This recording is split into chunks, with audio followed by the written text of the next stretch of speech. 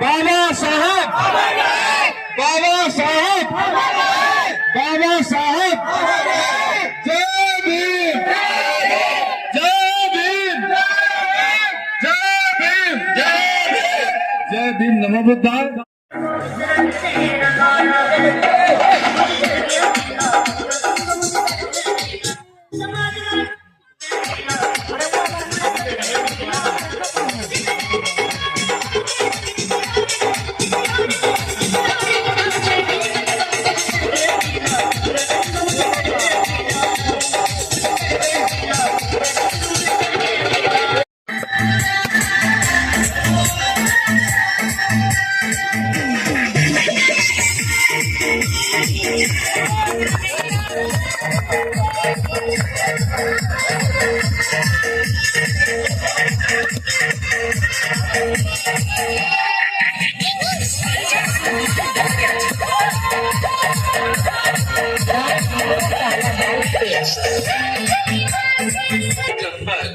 दिल से दिल मिलाने भीम जयंती आई है।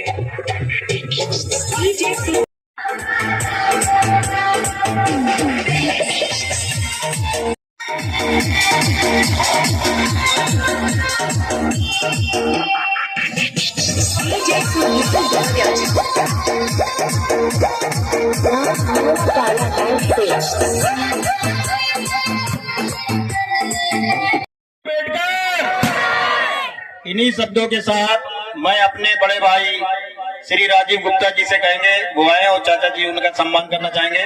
श्री राजीव कुमार गुप्ता जी और पप्पू।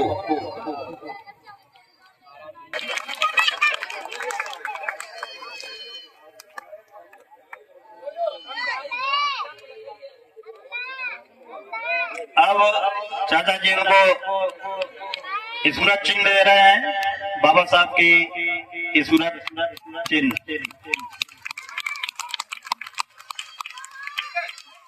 आज बोधिसत्व विश्व रत्न बाबा साहब भीमराव अम्बेडकर जी का जन्मदिन है। हमारे पास खोने के लिए कुछ भी नहीं है और पाने के लिए संसार पड़ा हुआ है। बाबा साहब ने 3 बातों के लिए कहा था, शिक्षित बनो, संगठित रहो, संघर्ष करो। 32 डिग्रियां जिनके पास है और 9 भाषाओं का ज्ञान है, तो आप समझ लीजिए वो ज्ञान का सागर है। उनके बारे में जो कुछ बोलना सूरज को दीपक दिखाने के बराबर है। कुछ लोगों ने कहा था संसद में अम्बेडकर अम्बेडकर अम्बेडकर, उन्होंने कहा था कि अम्बेडकर का जितना नाम ले रहे हैं, इतना अगर ईश्वर का नाम लेते तो अब कहां से कहां पहुंच जाते हैं। हम उस बात को टीका टिप्पणी नहीं करते। हम ना नेता है और नेता बनने का प्रयास भी नहीं करते और ना ही बनेंगे। हम उनसे उस शब्द में ही कहना चाहते हैं कि जितना नाम ईश्वर का लेते हैं, उसे हम अगर अम्बेडकर का लेने के बजाय अगर पढ़ते, अम्बेडकर साहब को पढ़ते थे, बहुत नेताजी इस बात को नहीं कहते। और हमें आज फिर इस पर दोहरा दे रहा हूँ, जितना भीड़ शराब के ठेके की तरफ जाती है, जितना भीड़ मंदिर की तरफ जाती है, शराब ठेके का तो हम पुरजोर विरोध करते हैं। और मंदिर की तरफ जाने वाली भीड़ जितनी स्कूल की तरफ चली गई, तो आपको किसी समस्या का निदान नहीं ढूंढना पड़ेगा, अपने आप निदान हो जाएगा। हम इसी क्रम में कहना चाहते हैं कि आप शिक्षा ग्रहण करिए। हम आप सामने बोल रहे हैं, हमने कोई अच्छी डिग्री नहीं ली है, हम आप लोगों के बीच के ही हैं। हमारा कहना यही है कि संगठित रहिए। देखिए, अंगूर का गुच्छा आप लेने, अंगूर खरीदने जाएंगे तो अंगूर को आप जब भाव करेंगे, जो गुच्छे में बना होता है वो 10 रुपया किलो मिलेगा और फुटकर अंगूर 5 रुपए किलो मिलेगा। उसका मतलब, इसका अर्थ यही है कि आप संगठित रहिए। देखिए, वही अंगूर है जो 5 करोड़ रुपया किलो बिक रहा है और वही अंगूर है 10 रुपए किलो बिक रहा है। तो संगठित रहिए, संगठित रहिए, संघर्ष करिए। संघर्ष के मतलब मैं नहीं ये कहता हूं कि आप लोग लाठी चलाइए, एक दूसरे का सम्मान करिए, अपने पूर्वजों का सम्मान करिए। खास तौर से हमारे मोहल्ले में जो ट्रेजेडी हुई है, जिन लोगों का निर्माण हुआ है, वो नए नए बच्चे मर रहे हैं और उसका कारण केवल दारू है।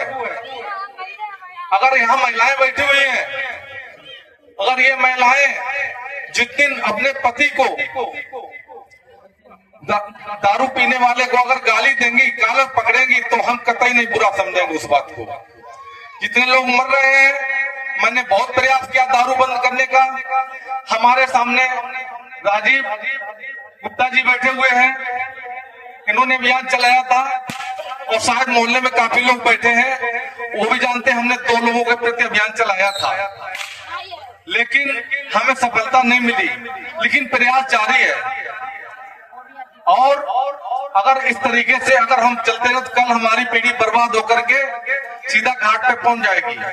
महिलाएं अगर चाहें तो ये दारू बंद हो सकती है, क्योंकि महिलाओं को अधिकार है अपने पति, उनको अपना अधिकार। देखिए बाबा साहब ने अगर देखा जाए तो अधिकार महिलाओं को ही दिया है। बाबा साहब भीमराव अंबेडकर जी ने ये कहा था कि जिस दिन महिलाएं शिक्षा ग्रहण कर लेंगी, डेयरी के बाहर निकलेंगी, तो उनको सभी अधिकार प्राप्त होंगे। हमारे पूर्वज बाबा साहब से पहले जिन्होंने, उदाहरण तौर पे मैं नाम लेना चाहता हूं, संत शिरोमणि रविदास जी, ईबी रामास्वामी पेरियार, सावित्रीबाई फूले, ज्योतिबा फूले, फातिमा शेख ने और सावित्रीबाई फूले ने एक अभियान चलाया था महिलाओं का पढ़ने का। उन्होंने जब अभियान चलाया था जब महिलाएं डेयरी के बाहर नहीं निकलती थी, उनके ऊपर गोबर फेंका गया, लेकिन अभियान जारी रखा। ललई सिंह यादव ने मनुवादियों की जड़ खोल के रख दी थी। ललई सिंह यादव को अगर आप पढ़ेंगे तो दूध का दूध, पानी का पानी हो जाएगा। हम यहाँ पर किसी देवी देवता, धर्म, जाति विशेष का विरोध नहीं करना चाहते हैं, लेकिन हम नीति और संविधान के अनुरूप बंध के चलेंगे। बाबा साहब ने जो लिखा था वो सब लोग जानते हैं, उसको खंडन कोई नहीं कर सकता है। आज अगर आपका महत्व दिया जा रहा है केवल संविधान की वजह से, अगर संविधान है तो आप जिंदा हैं, और संविधान नहीं है तो आप वहीं पहुंच जाएंगे जहां पे आपके पूर्वज थे। हम दलित हैं, हम दलित कते नहीं कहते हैं, हम चमार हैं, और हमें चमार होने का गर्व है कि हम चमार हैं। हमारे पूर्वज, आने वाली पीढ़ियां भी इस बात को याद करेंगी कि बाबा साहब ने क्या दिया। बाबा साहब ने एक समाज को नहीं दिया, सर्व समाज को दिया है। कुछ लोगों ने, चाटुकारों ने, मनवादियों ने, सवर्णों ने ये कहकर के श्री कर ली कि बाबा साहब तो दलितों के नेता थे। ऐसा नहीं था। बाबा साहब ने जो लिखा है सर्व समाज के लिए लिखा है। बाबा साहब से डॉक्टर सरदार वल्लभ भाई पटेल ने कहा था कि आप बैकवर्ड का क्यों पीछा कर रहे हैं, आपको दलितों का आरक्षण दिया है। बाबा साहब दलितों के ही नेता नहीं थे, वो सब समाज नेता थे, सवर्णों के नेता थे, बैकवर्डों के नेता थे, दलितों के नेता थे। हमें बहुत कुछ कहना था, लेकिन और भी काफी लोग कहने के लिए हैं, लेकिन हम तो बहुत कुछ कह के आते हैं। उन्होंने अपना पूरा परिवार कुर्बान किया है।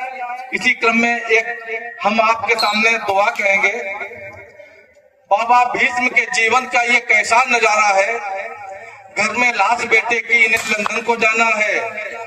घर में लाश बेटे की, इन्हें लंदन को जाना है। बड़ी मुश्किल से आया है यहाँ तक कारवां यारो, इसे पीछे नहीं करना, इसे आगे बढ़ाना है। हमारी कमेटी अभी हमने रजिस्टर्ड नहीं करवाई है।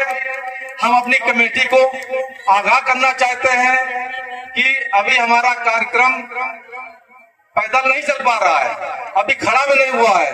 हमारा कार्यक्रम अभी घुटनों के बल है। हम आपको विश्वास दिलाते हैं कि 2025 में इस कमेटी को हम कानपुर मंडलायुक्त के रजिस्टर्ड करवाएंगे।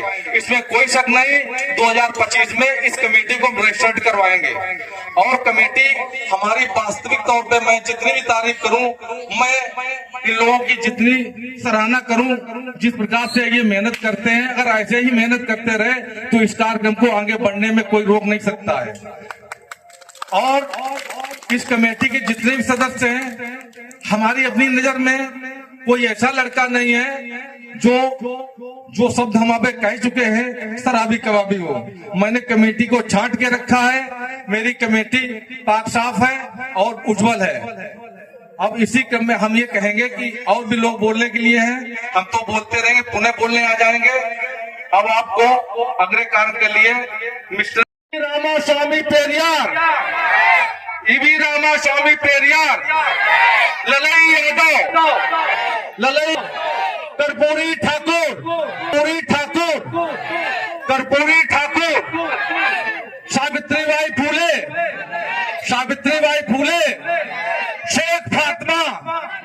शेख फातिमा। देखिए यहाँ पर जाति धर्म का कोई बोल नहीं होगा। कोई भी आदमी देवी देवता धर्म जाति का विरोध नहीं करेगा। देखिए हम सब एक हैं। हिंदू कहता है कि मुसलमान बुरा है, हिंदू कहता है कि मुसलमान बुरा है, मुस्लिम कहता है कि हिंदू ही बुरा है। हिंदू कहता है कि मुसलमान बुरा है और मुस्लिम कहता है कि हिंदू ही बुरा है। ना हिंदू बुरा है ना मुसलमान बुरा है। आ जाए बुराई तो हर इंसान बुरा है, आ जाए इंसान तो हर बुरा है। पवन जी आइए। जिसने रच दिया संविधान, आज एक ऐसा फूल खिला था जिसने हम लोगों को आजादी दी, क्योंकि हम दबे कुचले थे, हमें कोई समझता नहीं था, कोई मानता नहीं था, और संविधान के ही अनुसार हर चीज चलती है। तो बाबा साहब ने हमें वो संविधान दिया। इसी के साथ में मैं श्री सर्वेश कुमार यादव जी से कहेंगे वो आए और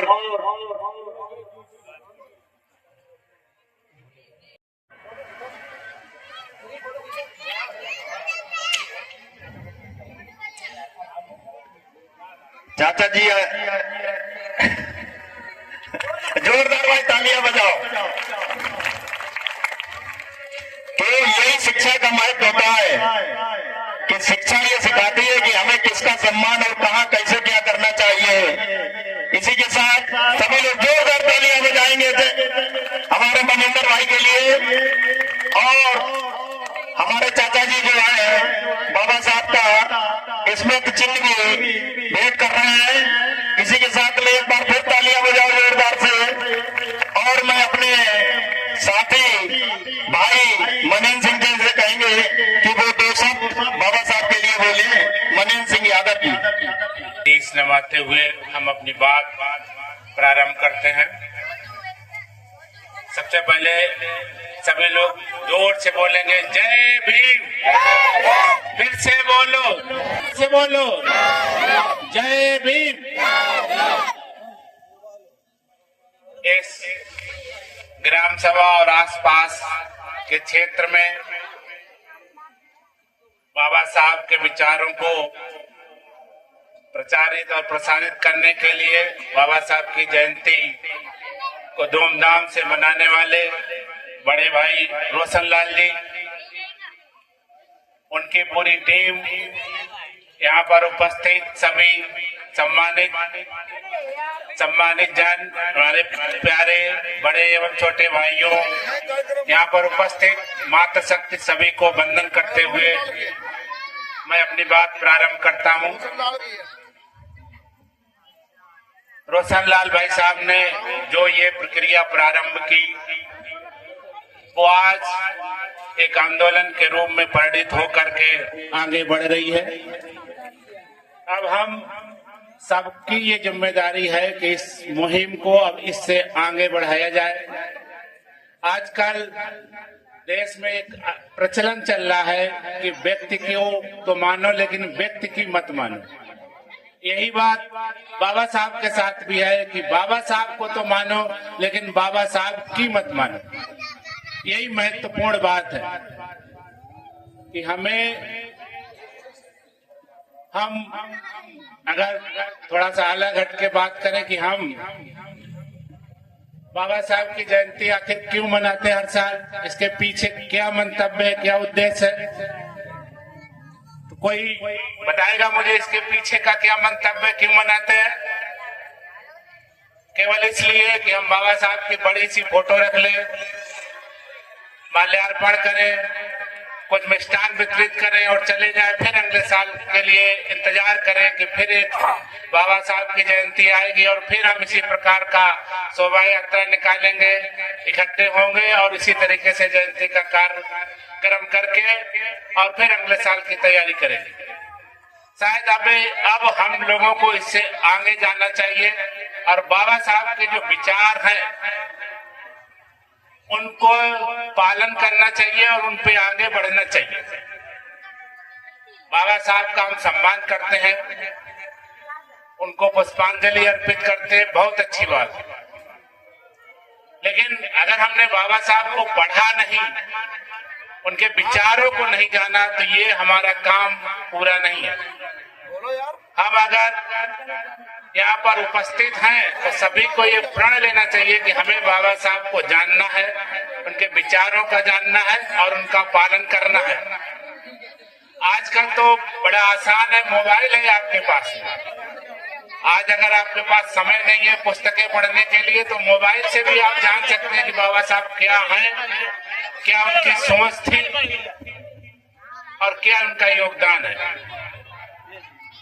जैसे जैसे लोगों में जागरूकता बढ़ रही है, लोग बुद्धिजीवी हो रहे हैं, उनकी चिंतनशीलता बढ़ रही है, बाबा साहब के प्रति सम्मान भी लगातार बढ़ रहा है क्योंकि लोग उन्हें जानने और समझने लगे। आप अगर 90 का दशक या उससे पहले का समय याद करें तो समाज में जो समाज के स्वयं लोग उन्होंने बहुत बड़े वर्ग में एक नफरत भर रखी थी कि बाबा साहब तो केवल दलितों के हैं, दलितों में भी किसी विशेष के हैं। ये बहुत छोटी सोच।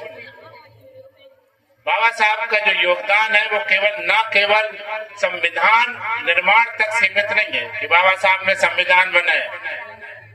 संविधान बनाना अपने आप में बहुत बड़ा और बहुत महत्वपूर्ण उपलब्धि है, लेकिन उससे बड़ा काम बाबा साहब बहुत बड़े समाज सेवी थे। समाज के प्रति उनका योगदान बहुत बड़ा था। आज हम याद करते हैं, ये लोग बहुत जो कम जानकारी रखते हैं वो कहते हैं बाबा साहब दलितों के उद्धारक थे। बाबा साहब ने दलितों से ज्यादा अगर किसी के लिए काम किया तो वो महिलाओं के लिए किया। बाबा साहब महिलाओं के बहुत बड़े उद्धारक थे। आज महिलाएं अगर सम्मान पूर्वक जीवन जी रही हैं तो उसका सबसे बड़ा श्रेय अगर किसी को जाता है तो वो बाबा साहब को जाता है कि उन्होंने जो उन्हें बराबर का, समानता का, संपत्ति का जो अधिकार दिया वो बाबा साहब की ही देन। लेकिन जी हमें बताया नहीं जाता और हम जानने का प्रयास नहीं करते हैं, हम पढ़ने का प्रयास नहीं करते हैं कि उनका क्या योगदान है। बाबा साहब बहुत बड़े अर्थशास्त्री थे। जो भारतीय रिजर्व बैंक है वो बाबा साहब की ही देन है, उनकी ही योगदान है कि एक भारत का केंद्रीकृत बैंक है जो भारत की अर्थव्यवस्था पर नियंत्रण स्थापित करता है। न केवल आरबीआई बल्कि अर्थव्यवस्था के संबंध में उनके विचार बहुत ही महत्वपूर्ण थे और कई पश्चिमी विचारकों ने भी उनके विचारों को आत्मसात किया है। यहाँ की महिलाएं और यहाँ का जो उस समय अंग्रेजों का शासन था, मजदूर वर्ग के लिए जो अधिकार और सुविधाएं उपलब्ध कराई जो पश्चिमी देशों में भी भारत के बाद में लागू हुई, तो ये बहुत बड़ा काम था। तो हमें बाबा साहब को जानना है, उनके विचारों को जानना है और अपने व्यवहार में लाना है। बाबा साहब ने कहा था कि शिक्षा वह शेरनी का दूध है जो पिएगा वो दहाड़ेगा। तो हमें अगर आज सबसे बड़ा और महत्वपूर्ण कोई काम करना है तो अपने बच्चों को शिक्षित करना है। आप सब जानते हैं कि आपने अपने जीवन में कितनी सारी चुनौतियों का सामना किया है। आगे आने वाला समय, आपके बच्चों के सामने आने वाला समय और भी अधिक चुनौतीपूर्ण होने वाला है यदि आपने बच्चों की पढ़ाई लिखाई पर ध्यान नहीं दिया और उन्हें इन चुनौतियों के लिए तैयार नहीं किया तो उनके सामने बहुत बड़ी समस्या आने वाली है। आप बाबा साहब ने कहा था कि आप नंगे पैर चले, बच्चों को पढ़ाएं, आप आधी रोटी खाएं लेकिन बच्चों को जरूर पढ़ाएं। कलम और कागज का जो महत्व व्यक्ति के जीवन में है उसकी भरपाई आप किसी और तरीके से नहीं कर सकते। तो हम जब यहाँ से जाए तो अगर हम में से प्रत्येक व्यक्ति ये शपथ ले कि हम कम से कम बाबा साहब के एक बात को भी अगर अमल में लाना शुरू कर दें तो आपके जीवन में बहुत बड़ा परिवर्तन हो सकता है। ये हमें आत्मसात करना है। हम प्रतिवर्ष बाबा साहब की जयंती मनाते हैं, लेकिन बाबा साहब ने 22 प्रतिज्ञाओं की भी बात की थी। बाबा साहब ने हिंदू धर्म छोड़ के बौद्ध धर्म ग्रहण किया, और बौद्ध धर्म ग्रहण करने से पहले उन्होंने सभी धर्मों के बारे में बहुत अधिक अध्ययन किया, चाहे वो इस्लाम हो, चाहे क्रिश्चियन हो, हिंदू में तो वो जन्म ही लिया था, या आपका सिख धर्म हो, लेकिन आखिर उन्होंने बौद्ध धर्म ही क्यों अपनाया? कि बौद्ध धर्म ही था जो स्वतंत्रता, समानता और भ्रातृत्व की बात करता था, जो मनुष्य और मनुष्य के बीच भेदभाव को नहीं मानता। तो ये बहुत आवश्यक है कि हम जानवरों को माता और पिता बोल सकते हैं।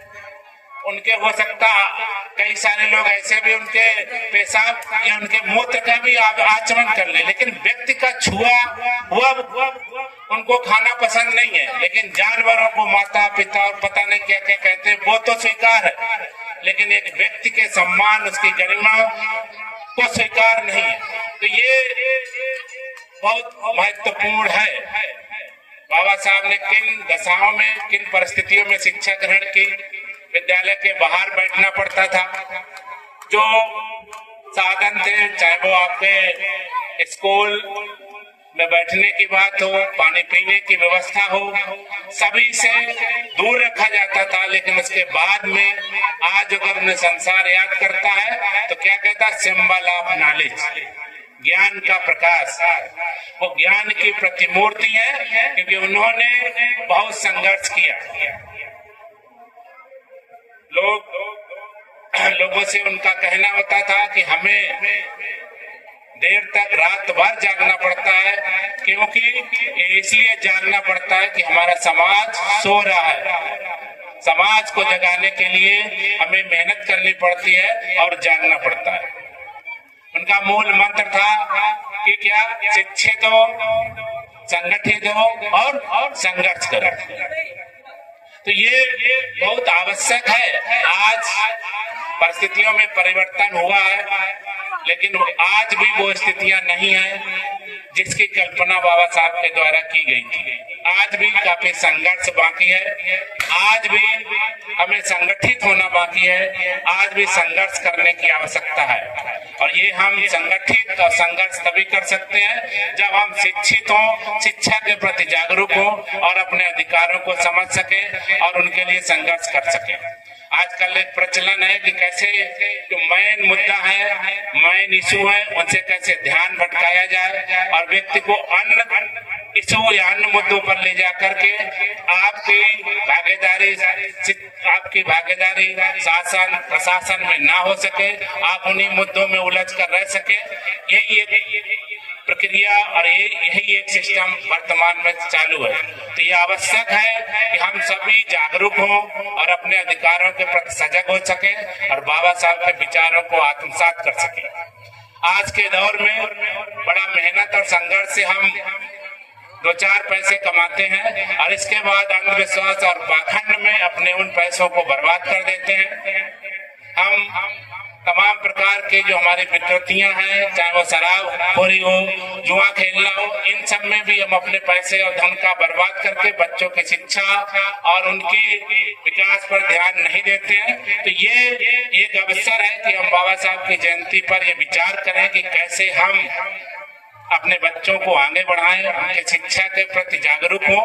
और इसके साथ साथ ये आवश्यक है कि हम अपने समय में से कुछ समय समाज के लिए भी निकालें। कुछ समय अगर हम समाज को देंगे तो निश्चित रूप से उसका असर राष्ट्र निर्माण में भी होगा। तो ये जरूरी है कि हम अपने समय में से कुछ समय जरूर निकालें और विचार करें, चिंतन करें समाज के लिए, राष्ट्र के लिए। और वो तभी संभव है जब हम शिक्षा के प्रति सजग होंगे, जागरूक होंगे और उसके माध्यम से हम अपने कार्यों को आगे बढ़ा पाएंगे। क्योंकि हम सबसे काफी विलम्ब हो गया हमें, इसके लिए हम क्षमा चाहते हैं। और भी कई सारे वक्ताओं को बात रखनी है, समय भी काफी हो गया है। पुनः बाबा साहब को नमन करते हुए मैं अपनी बात समाप्त करता हूँ। जय भीम। आयोजनकर्ताओं को बहुत बहुत धन्यवाद देता हूँ, बहुत बहुत आभार व्यक्त करता हूँ। बहुत सारी बातें हमसे हमारे आने से पहले भी हुई होंगी। हमारे मनिंदर भैया ने भी बहुत कुछ बताया, लेकिन अभी भी हमें बहुत कुछ सोचने को, उस पर बहुत अमल करने को बाकी है। बहुत समय हो गया हमारे देश को स्वतंत्र हुए। इससे पहले तो हमारे समाज को शिक्षा से दूर रखा ही गया। अभी कुछ ही समय हुआ है जो हमारे हाथों में, हमारे सामने किताबें आई हैं, जो हमने कुछ ज्ञान प्राप्त किया। इसके बावजूद डॉक्टर भीमराव अम्बेडकर जी ने क्या संघर्ष किया और किस लिए किया। उनके संघर्ष को अगर आज का सामान्य व्यक्ति एक दिन भी अगर बर्दाश्त कर ले तो बहुत बड़ी बात है। बाबा साहब ने 6 भाषाओं में 32 डिग्रियां हासिल की थी, और जब उन्होंने सरकारी दफ्तर में बैठ के नौकरी की, अच्छा पद था, लेकिन उन्हें उनका चपरासी फाइल फेंक के देता था। तो क्या आप सोच सकते हैं कि जब उनके मेज पर फाइल फेंक के दी जाती होगी और वो सोचते होंगे मैं कहाँ से पढ़ के आया हूँ, जहाँ आम इंसान का क्या अच्छे खासे लोगों का भी जाना लगभग असंभव है। तो ये संघर्ष उन्होंने खुद अपने लिए नहीं किया, उन्हें मालूम था कि समाज में क्या है, क्या स्थिति है, हमारे समाज की क्या स्थिति है, हमें किस तरह जो उच्च वर्ण है उससे दूर रखा जाता है। स्थितियां तो बहुत ही गंभीर थी। जब पुराने समय की बातें हम पढ़ते हैं, सुनते हैं, तो बताया जाता है बड़े बड़े लोगों के यहाँ पहले जब निमंत्रण या दावत हुआ करती थी तो हमारे दलित वर्ग के या अपने पिछड़े वर्ग के जो लोग होते थे इकट्ठे होते थे। कहाँ इकट्ठे होते थे? जहाँ उनकी दावत होती थी वहां इकट्ठे नहीं होते थे। हम लोग इकट्ठे होते थे जहाँ उनकी पत्तलें फेंकी जाती थी, जूठी हुई जूठन बची हुई पत्तलें जहाँ फेंकी जाती थी, हम लोग वहां इकट्ठे होते थे। और क्या करते थे? उनका बचा हुआ खाना उठा करके खाते थे, और उसमें भी झगड़ा हो जाता था कि ये पत्तल हमारी है, ये पत्तल आपकी है, उस पे भी लड़ जाते थे। उस स्थिति से संघर्ष करते हुए हम आज कुछ आगे बढ़े हैं। तो इस स्थिति को हम विचार करें कि और आगे तक कैसे ले जाया जाए, और ये संभव है केवल शिक्षा के द्वारा। और इन्हीं बातों के साथ मैं अपनी वाणी को विराम देता हूँ। धन्यवाद। चढ़ा देना और फिर दूसरी बार इंतजार करना, इतने से ही नई बात बनेगी। हम अम्बेडकर जयंती को क्यों मनाते हैं, इसके बारे में हमें बहुत गहन चिंतन करना चाहिए। ये सारी राजनीतिक लड़ाई है, और डॉक्टर साहब का पूरा जीवन राजनीति से भरा हुआ है। डॉक्टर साहब की उन्होंने किताब लिखी थी, वेटिंग फॉर वीजा, अपनी आत्मकथा। उसकी हम एक बात आपको बताना चाहेंगे। जिसमें डॉक्टर साहब की उम्र केवल 9 वर्ष की थी और माता खत्म हो चुकी थी। उनके 2 बहन के बेटे थे और एक उनका बुआ का लड़का था। 4 लोग थे। एक उनकी बुआ थी जो विकलांग थी, जो घर में रहती थी, तो वो कुछ खाना भी नहीं बनाती, वो अपने खुद स्वयं खाना बनाते थे, स्वयं और स्कूल जाते थे। उनके पिताजी जो है बड़ौदा महाराजा के यहाँ सूबेदार पद से रिटायर हुए, और इसके बाद दूसरी नौकरी उनने पकड़ ली। कोरेगांव में जो नौकरी करी थी तो वहां उन्होंने कहा बच्चों से कि वो उन्हें देखने के लिए नहीं आ पाते, तो उन्होंने कहा कि गर्मियों की छुट्टियों में तुम मेरे पास आ जाना। तो बच्चे जो थे बहुत, चारों बच्चे बड़े खुशी हुए, क्योंकि उस समय तक उन्होंने रेल नहीं देखी थी, तो नहीं रेलगाड़ी देखने को मिलेगी। तो नए नए कपड़े, खूब सजावट, बच्चों की जितनी उल्लास होता है कहीं जाने की, कितनी खुशी होती है। कपड़े बने गए, आप गाड़ी से गए, स्टेशन पर उतरे, सारी सवारी धीरे धीरे धीरे धीरे सब चली गई। ये चारों बच्चे वहीं खड़े, स्टेशन मास्टर ने आके पूछा कि तुम लोग क्या करना है? तो उन्होंने बताया कि मुझे कोरेगांव जाना है। तो उन्होंने कहा कि कोरेगांव जाना है, तो कि कौन हो तुम? तो बच्चे थे, उन्हें एकदम कहा कि मैं तुम्हार हूं। ये बात और जो गाड़ी वाले थे उन्होंने भी सुन ली। तो कोई गाड़ी वाले तैयार ही नहीं हुए कि मैं तो छूत हो जाऊंगा। और वो भी स्टेशन मास्टर थी, वो भी चला गया, उसके भाव बदल गए। थोड़ी देर बाद उसे विचार आया, तो 15-20 मिनट बाद वो लौट के आया। तो उसने कहा कि तुम लोग क्या करना चाहते हो? तो उन्होंने कहा कि मुझे कोई बैलगाड़ी मिल जाए तो मैं दूना किराया दे दूंगा और मैं कोरेगांव पहुंच जाऊं। तो उन्होंने गाड़ी उनको कर दी। गाड़ीवान जो है वो स्वयं पैदल चलने लगा।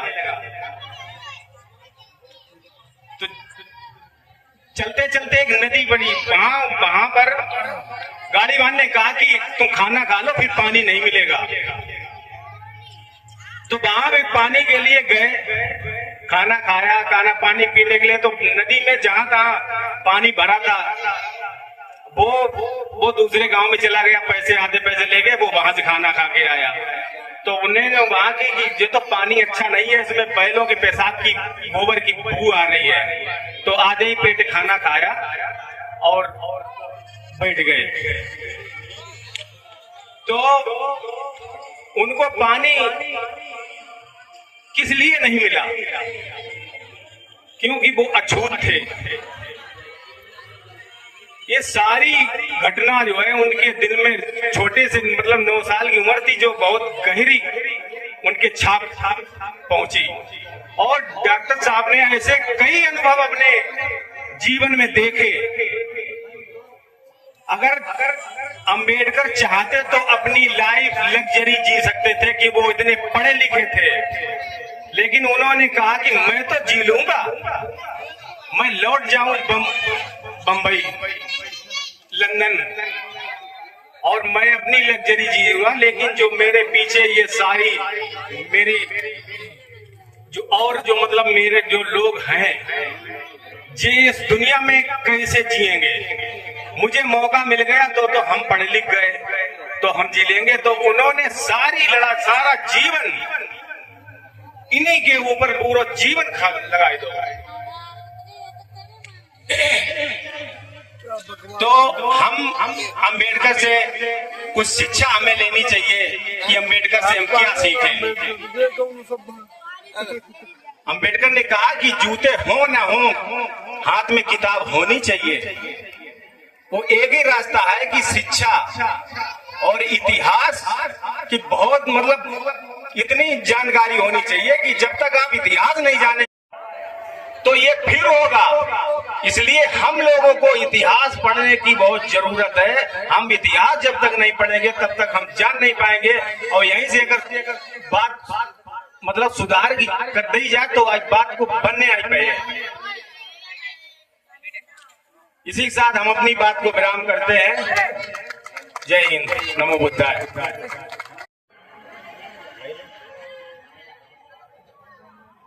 अब इसी क्रम के साथ में नीतू सिंह सुस्ती आने लगी। एक बार जोर से बोलो, बाबा Bhimrao Ambedkar.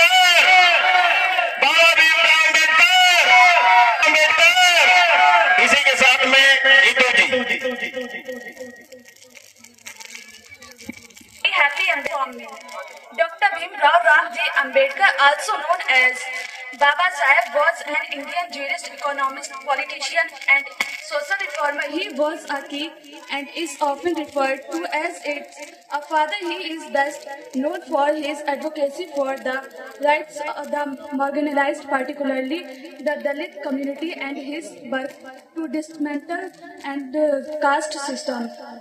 His profound impact on Indian society and his contribution to the nation legal framework continue to be celebrated and studied. Thank you. जय भीम, जय भारत। देखिए, ये बेटी हमारे, उसने ये हमें आवाज करवाया है कि सुनने वाले बोले बहुत अच्छी इंग्लिश, लेकिन उसका मतलब क्या था चाचा जी ने बता दिया है। इसी के साथ में प्रीतम सिंह जी, गुणहीना और शूद्र पूजो गुण प्रवीणा। कहने का मतलब मैं आपको हिंदी में समझा रहा हूं कि ब्राह्मण चाहे कितना कुकृत्य क्यों ना कर रहा हो, अनपढ़ हो, गंवार हो, दुराचारी हो, उसको पूजिए ब्राह्मण को। और शूद्र कितना भी विद्वान क्यों ना हो, उसको मत पूजिए। उसी में हमारे संत शिरोमणि भगवान रविदास जी ने लिखा है कि रविदास पावन मत पूजिए, रविदास पावन मत पूजिए जो होवे गुणहीन। रविदास पावन मत पूजिए जो होवे गुणहीन, और पूजिए चरण चंडाल के जो होवे गुण प्रवीण। उन्होंने कहा है रविदास जी ने कि अगर पावन, गंवार, दुराचारी हो उसको मत पूजिए, लेकिन अगर शूद्र, चंडाल, चंडाल मतलब जमादार, अगर विद्वान जमादार है उसको पूजिए। तो देखिए, कथा भागवत करवाने के लिए सब लोग घंटा बजाएंगे, बैठेंगे, नवरात्र पूजा करने जाएंगे मंदिर में, लेकिन यहाँ 1 घंटा बैठने में आप लोगों को दिक्कत हो रही है। ये कार्यक्रम हमारा नहीं है। अगर आप लोग ये समझ रहे होंगे ये कार्यक्रम रोशनलाल का है, रोशनलाल को इससे कुछ बेनिफिट मिल रहा है, इससे कुछ फायदा है, ऐसा आपका सोचना मेरी समझ में तो गलत है। ये कार्यक्रम केवल इसलिए है कि आप लोग आगे बढ़िए और समाज को, बच्चों को, आने वाली पीढ़ियों को आगे बढ़ाइए, शिक्षित रखिए। तो ये मेरा कार्यक्रम नहीं है, ये सब समाज कार्यक्रम है। एक महाशय हमारे बड़े भाई, देखिए पत्रकार साहब मोहम्मद आरिफ साहब जो है देवराजपुर से आए हुए हैं, बैठे अपना पूरा समय दे रहे हैं, लेकिन हमारे समाज के लोग घर में जाके चरपैया गर्म कर रहे हैं। ठीक है पवन जी, आप थोड़ा बताइए। चाचा जी ऐसा होता है जब कोई व्यक्ति स्वयं मेहनत करता है तो उसे खलता है, क्योंकि उन्होंने काफी दिनों से ये मेहनत की सबकी, और हम लोग अपना थोड़ा सा समय नहीं दे पाते हैं। 3 चीजें होती है, तन, मन, धन। किसी ने तन दिया, किसी ने मन दिया, किसी ने धन दिया, तो हम कम से कम मन ही अपना यहाँ दे देते बैठ के, ना तन और धन दे पाते। तो इसलिए तकलीफ होती है। हमारी कमेटी भी बेचारी काफी लगी हुई है और हम लोग घर में सोने के लिए चल दिए हैं। अभी कोई ज्यादा टाइम नहीं हुआ है, गर्मी के दिन है। हम कहना चाहते हैं भी हो मंच पर आए राजेंद्र संघवा। बजाओ भाई।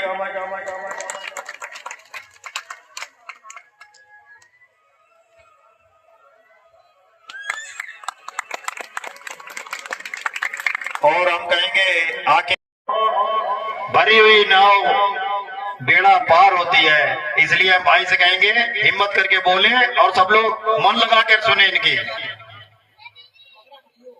नफरत नहीं, प्रेम के आते हैं हम।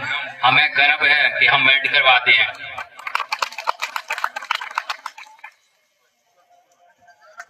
आए और इस महफिल में जो लोग भाग गए, वो भय के कारण भाग गए, तो उन्हें निर्भय से बुलाए, बैठाने, इतनी जोरदारी से बताए कि गदनापुर के इस छोर से लेके उस छोर तक आवाज जाए। वकील साहब निर्भय सिंह जी आए, जोरदार तालियां बजवाए निर्भय सिंह जी। हम सभी माताएं बहनों के बारे में बोलना चाहेंगे जो अपना कार्यक्रम छोड़ के बगल में जो भागवत हो रही है वो देखने के लिए चले गए हैं। ये बहुत गलत काम है। मैं उसी के विषय में एक बात बोलना चाहेंगे कि एक महिला कभी मस्जिद की मौलाना नहीं बन सकती और एक महिला कभी मंदिर की पुजारी नहीं बन सकती। एक महिला कभी मुख्य पादरी नहीं बन सकती है। महिला सिर्फ धर्म गुरु ना बन सकी और एक महिला बाबा साहब के कारण प्रधानमंत्री, राष्ट्रपति, मुख्यमंत्री, ठीक है, और भी बहुत पद है जो सारी कुछ बन सकती है। वो सिर्फ हमारे बाबा साहब की देन है। आज उन्हीं का प्रोग्राम छोड़ करके सभी लोग बगल में भागवत देखने के लिए चले गए हैं। ये बहुत ही मुझे खराब लगा है। इसका प्रोग्राम मैं कल कहूंगा भी उनसे कि इतना गलत है। हमारे बाबा साहब ने माता और बहनों के लिए बहुत कुछ किया है और आप लोग सब छोड़ के चले गए। इसी बस इतना कहना चाहेंगे। नारा वो लूट रहे हैं सपनों को, मैं चैन से कैसे सो जाऊं। वो बेच रहे हैं भारत को, खामोश में कैसे हो जाऊं। 100 बार महकाए चमन, न जाने कितनी बार बाहर आई। महफिल में रौनक लेकिन जय भीम के ही नारे से आई। आज का दिन है बड़ा महान, बनकर सूरज चमका एक इंसान। कर गए सबके भले का ऐसा काम, बना गए हमारे देश का संविधान। भीमराव अंबेडकर देश की शान है, हर देशवासी के हृदय में विराजमान है। हमारे बाबा साहेब अंबेडकर महान है। बोलो जय भीम। पढ़ते थे तो खाने के लिए उनके पास पैसे नहीं हुआ करते थे, तो वह लाइब्रेरी में ही एक पेटीज खा करके अपने दिन का गुजारा करते थे, जिससे लोगों के नाश्ते की शुरुआत होती। उस चीज से वो अपने दिन की भूख को मारते थे। बहुजन के विधाता, हम सबके मुक्तिदाता, वंचितों की ढाल, ज्ञान की मिसाल, नारी का उदारक, समाज सुधारक, इतिहास के पाती किताबों के साथी, निडर निर्भीक धैर्यवान, उच्च कोटि के भी डॉक्टर बाबा साहब अम्बेडकर को मेरा नमन। जय भीम, जय नमो बुद्धाय।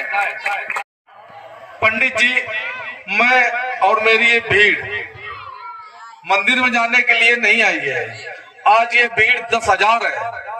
कल जब 10 करोड़ होगी तब ये मंदिर मेरे पीछे आएगा।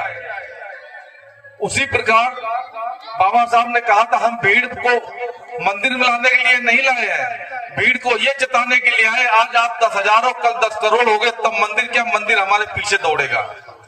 तो जात पात के बारे में बाबा साहब ने पूरा शोषण सहा है और उस शोषण को उन्होंने कर दिखाया। केवल अगर लड़ाई लड़ी है तो महिलाओं, सवर्णों के खिलाफ लड़ी है। महिलाओं को उन्होंने जो अधिकार दिलवाए हैं, शायद ही पहले अधिकार नहीं थे। तो अब आप जानते हैं लेकिन मानते नहीं है। सभी लोग अभी जाओगे, ताली बजाओगे, घर चले जाओगे। खूब साला बक रहा है, कुछ अमल करो। ताली बजाकर चले जाओगे कि अगली साल फिर ताली बजाना पड़ेगा। तो ताली नहीं बजाइए, कुछ बातों को अमल कीजिए। बाबा साहब के विचारों को पढ़िए, उनके नीतियों को पढ़िए। 22 प्रतिज्ञाएं, 22 प्रतिज्ञाओं में सबसे बड़ी प्रतिज्ञा ये है कि मंदिर वाली है। हम सबसे बड़ा विरोध मंदिर कर रहे हैं। आपको कथा कहलवानी है तो हम आपको लाकर के अपना खुद का पंडित देंगे आपको। जिस दिन ये भीड़ मंदिर जाने वाली स्कूल चली जाएगी, मैंने पुनः फिर कह रहा हूँ कि आप मंदिर मस्जिद के चक्कर मत पड़िए। आप अपना काम करिए, आप बच्चों को पढ़ाइए लिखाइए। आइए पवन जी। दलित समाज से ही था, उसने मंदिर बनाया और जब मूर्ति बनाई तो मूर्ति पे चढ़ के बनाया, प्लास्टर किया, सब तरीके से उसमें पैर भी रखे, सब चीज रखे, तभी तो मूर्ति बन पाएगी।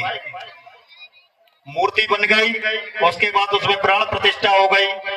पंडित जी बैठ गए।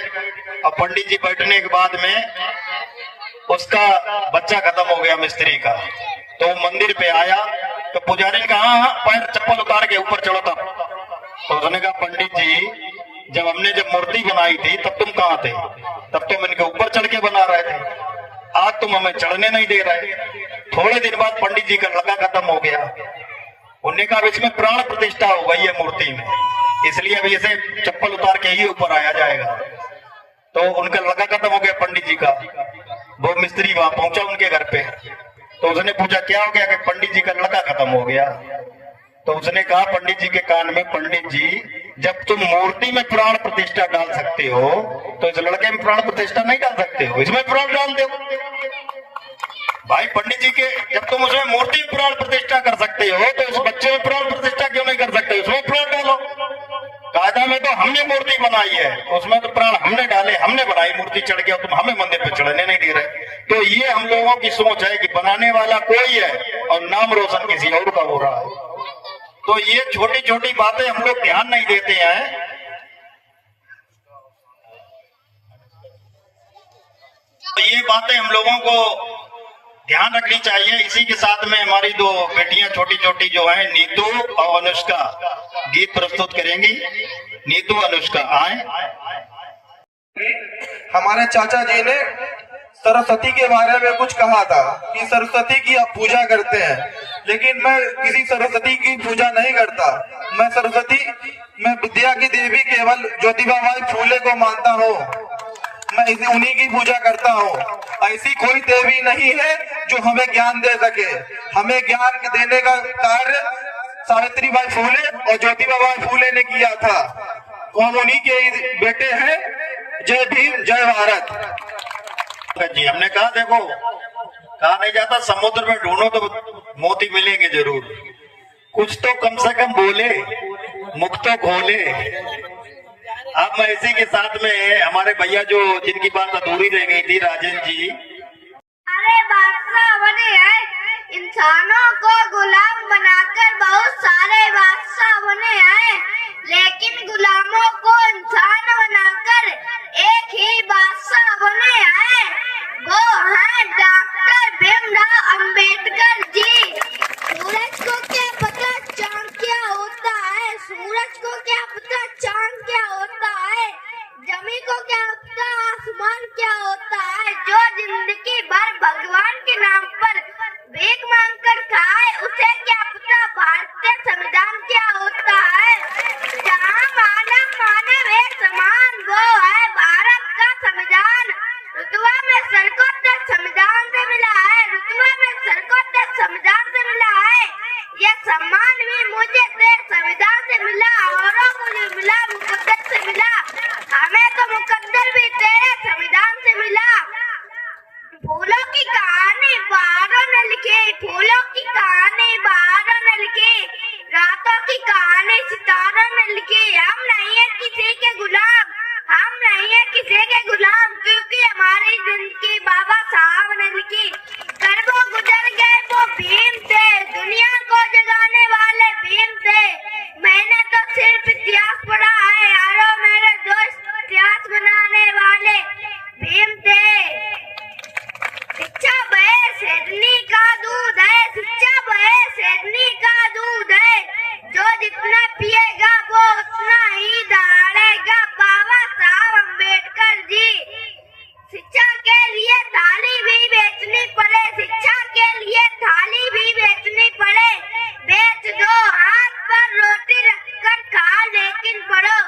गांधी जी ने नमक आंदोलन चलाया था, ये इतिहास में पढ़ाया जाता है। बाबा साहब अम्बेडकर जी ने नमक आंदोलन चलाया था, ये इतिहास से गायब है। जय भीम, जय भारत, जय संविधान। की हार्दिक शुभकामनाएं। जो इंसान झुक सकता है वह इंसान सारी दुनिया को झुका भी सकता है। डॉक्टर भीमराव अंबेडकर। नजरों में नजारा देखा, ऐसा नजारा नहीं देखा आसमान में जब भी देखा, भीम जैसा सितारा नहीं देखा। अगर मरने के बाद भी जीना चाहते हो तो एक काम जरूर करना, पढ़ने लायक कुछ लिख जाना या लिखने लायक कुछ कर जाना। सच्चाई को कभी यारो छोड़ना नहीं, अपने वादों से कभी मोड़ना नहीं। जो भूल गए भीम के एहसान को, हमेशा ऐसे मक्कारों से लिखी, रातों की कहानी सितारों ने लिखी। हम नहीं हैं किसी के गुलाम, क्योंकि हमारी कहानी बाबा साहेब ने लिखी। गुलाम बनकर जियोगे तो दुनिया